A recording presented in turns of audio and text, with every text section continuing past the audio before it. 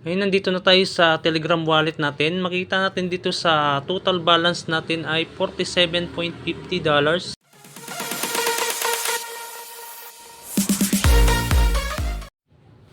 Hello guys, welcome back again dito na yun sa channel natin kay Trend Coins. Ngayon i-update ko na kayo about sa listing at withdrawal dito kay Dogs. Balik kahapon na yung listing nito at meron na siyang value.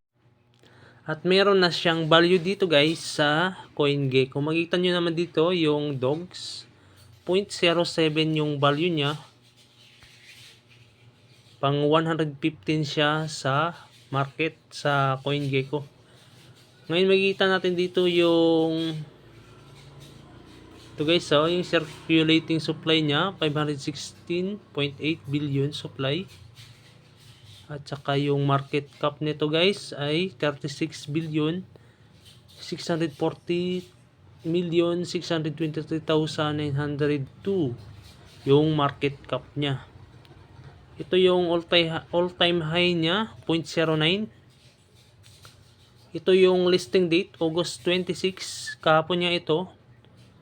Tapos ngayon yung value niya ay ito na guys 0.07.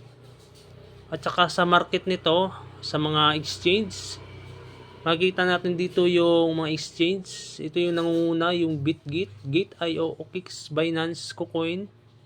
At yan yung sa baba, Whitebit Mix, marami pang iba.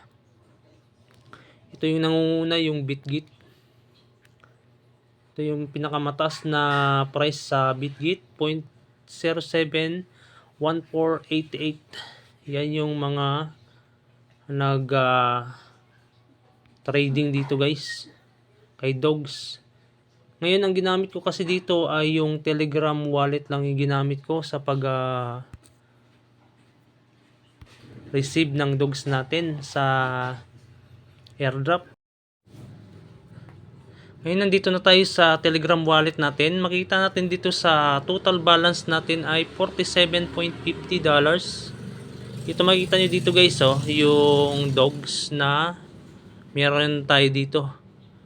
Ayan yung balance ko sa Dogs, 37,923 Dogs. Equivalent niya ay 47.49.